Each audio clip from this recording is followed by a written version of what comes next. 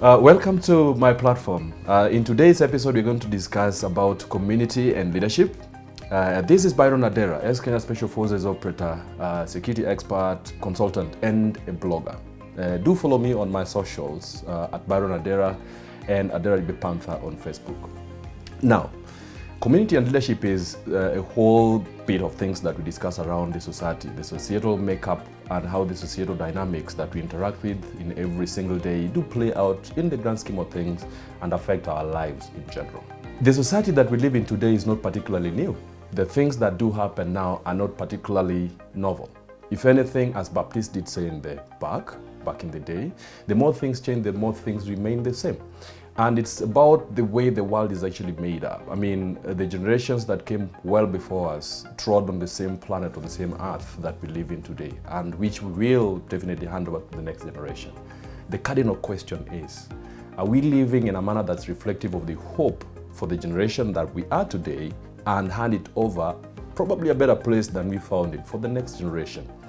That, of course, is a question that's easier, asked than answered, going about by the kind of things that we do see happening in the society today. Look, if I take a walk back in time, and as they say, the far back you can go, the farther forward you can, as one president did say back in the day. Now, I look at myself as a kid that's growing up in a society that, did churn up, the kids and that we were, and of course did have the sanctuaries in which all of us did reside. Talk about the old, talk about the middle-aged, and talk about the kids that were brought up by the society. I remember with a lot of nostalgia how, the whole makeup of that society was very rigidly guided by traditional customs, norms, and acceptable ethical standards that did sound like, the kind of the best gospels that you did have as we grew up. As kids, I remember very well, especially, the law language calls this duol. Duol is the fire pit, and this is the place that we went to as young men and upcoming boys, and where loads of lessons were passed into us by the men that came before us, and of course a lot of wisdom was spoken into us by the old men.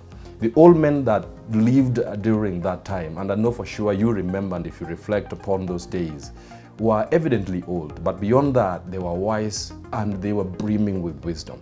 The society turned to them for guidance, and especially when things were hard and things were challenging. The society I'm talking about here was very, very accustomed and properly socialized because of the collectivist approach to things.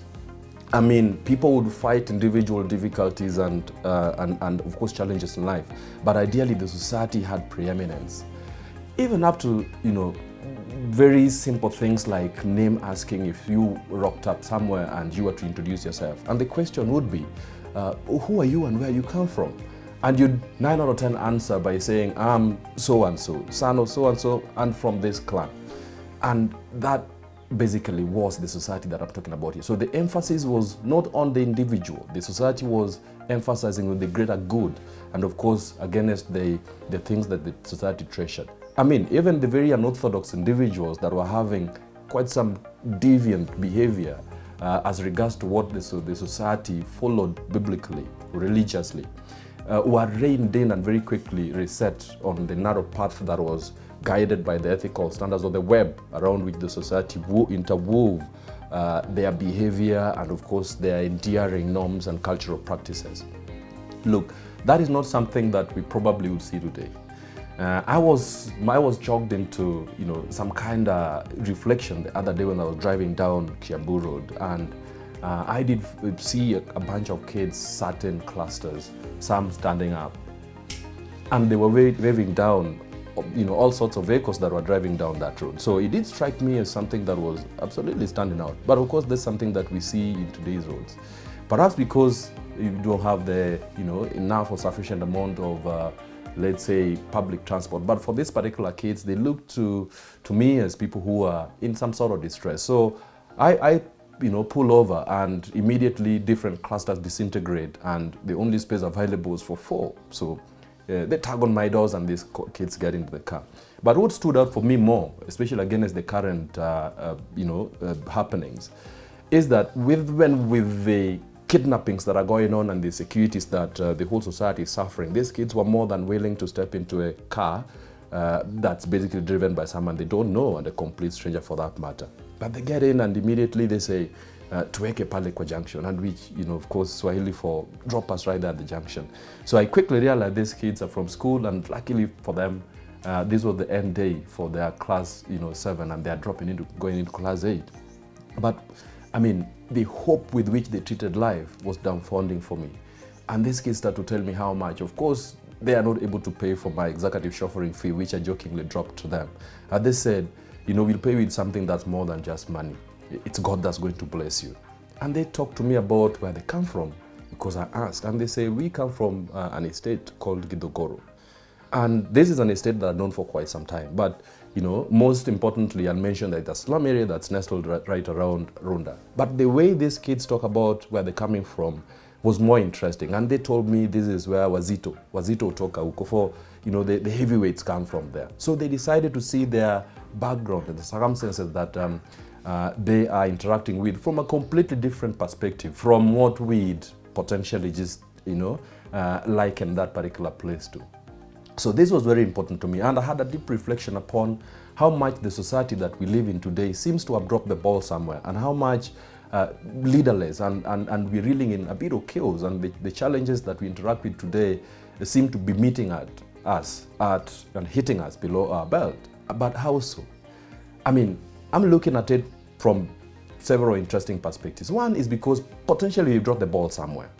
And so let's have a reflection on some of these things that I feel the society is pretty much able to, draw strong lessons from. If we took the duel that we had in the past, the fireplace, we, yes, have a lot of changes. The technology that's starting to bring up, new inventions and innovations every day can be used to reflect upon some of those things and, shove us to some interesting positions where we are able to, drag out potential lessons or critical lessons to, soldier on with good grace and speed, and of course, all the advantages that we can draw from the circumstances which we interact with. And so that fireplace is something that we can drop into the way we parent. So positive parenting or intentional parenting. Fairly much I think this is something that is becoming a fad, or is becoming the graveyard of abandoned fads that is only seen among the exceptions and not the rule for the bringing up of the next generation. Clearly, some of our kids, or majority of the families that we know of, are existing as parents, as guardians, but the kids that we are raising are growing up more like we see trees, coming up in forests. And because we are not intentional with the way we parent. Fairly much you parent the way you parented. But the dual I'm talking about here is able to, bring us lessons with the technology that's available to us. You are able to pretty much check, for proper lessons as to how you can bring up a 2-year-old, a 10-year-old, a 13-year-old, a teenager for that matter. And this is something that we can pretty much do. So the elevation of our consciousness and the advantages that we can have, even with the excesses of development and socialization as it is today, are still able to, drop us into a region where we are not bringing up, coming up with excuses to our lack of proper parenting. I mean, positive mentorship is something that we can pretty much have, even when our lives are moving at breakneck speed. And look, we are all, living chalkboards that are written on and also, reflecting on, words that are people able to see out there. So we are walking lessons, and we also tap on other lessons out there. So mentorship is something that I think has been pretty much narrowed to very, emotive issues for that matter in the society, and we're thinking education being the key to success, and everybody's thinking if you are to mentor people, it's just going to be focused on education. Not at all. We can pretty much stretch the boundaries of the word mentorship, and this includes up to and including how to bring people up as solid human beings that are going to go on with the business of life to the next generation and hand over the torch of life to the next generation where it's shining brightest. That is not happening because we've dropped the ball somewhere. And the ball we've dropped somewhere is because we are not very intentional with the way we feel being part and parcel of the global citizenry. As an individual, no mistake you make at that individual level is private and personal. And of course, everything that you do at that personal level has an impact elsewhere. The ripple effect could be as huge as 10 times the direct impact of what you do and what you actually portray as an individual living and interacting with life. Trust me, silently, the traditions that you pass or the habits that you actually caught are gonna be, influencing someone else. So embracing positive mentorship and stretching the boundaries of mentorship and seeing ourselves as part of a global citizenry that's able to take critical lessons to people, even when we are passing them subconsciously or unconsciously, is having a grand impact on the way, life turns out to the rest of the other people that we interact with. I mean, sense of proportion is another. Trust me, we see this space or the society we live in today looking like it's absolutely chaotic, and if it was a machine, then it seems like it's a machine that we are caught up in and that's moving at breakneck speed, and we are not able to arrest that action. But we can. We are navigating this life with what I'd call broken compasses, with warped sense of the reality, warped value systems, and in some ways unfocused life, which is not the very, very best if you're to go through this business of life with a bit of seriousness which it deserves. So how about we reset our moral and ethical compasses and then have that internal guidance systems which are able to tell us and guide us on the correct pathways to follow in the business of life. I mean, this is what's gonna satisfy, us in a way that is going to bring dignity to life. Right now, we see a lot of things that are happening that are not normal. People taking their own lives, taking other lives, and people kidnapping kids and killing kids in cold blood, or things like that. Things that are unheard of in the societies that, handed over life to us as the current generation. But why so? It's because the discipline with which we are going through the business of life today is absolutely markedly different, and it's a moral train that's been derailed off the normal tracks of what we expect of life, which must be treated with so much respect and dignity. So how about we embrace that healthy dosage of moral standard and ethical guidance systems, which is internal and is present in every human being to go through the business of life with. Always do the right thing. My dad always told me, and I tell my son, that it pays to be a winner, and it will invest genuine effort in what we do today. The sum total and the byproduct of what we focus on to do means that so many others find themselves in a better place, and the world is left a better place when we will be long gone. Now, doing the right thing is not something that's only resident in some of us. It's resident in all of us. All we need to do is to switch on our consciousness.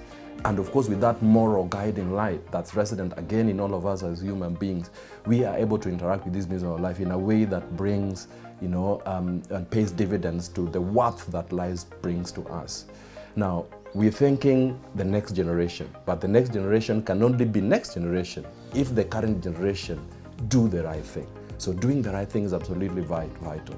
And of course, for the sustenance of today's life and for the hope and the promise for the next life.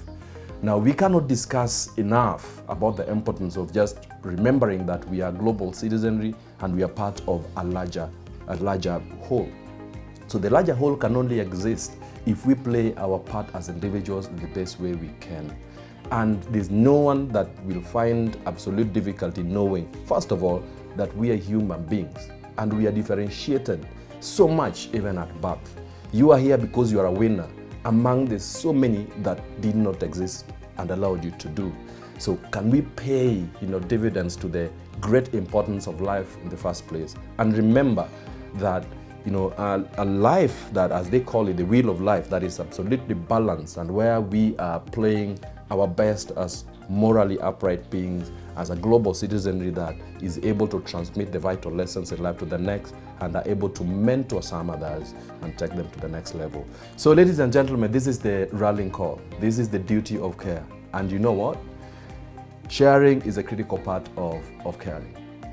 Please do forward this, like, share, and forward it to the people who may need it out there, because we all need to link up with each other. As Margaret Whitley once said, connections are very, very profound in life. And when we connect, we restore the earth to wholeness. Our seemingly separate lives become more meaningful when we realize how important we are to each other. So as it goes, that is the bare minimum. Please do share, comment, and let's join in this conversation to take this world to the next level and to leave it a better place.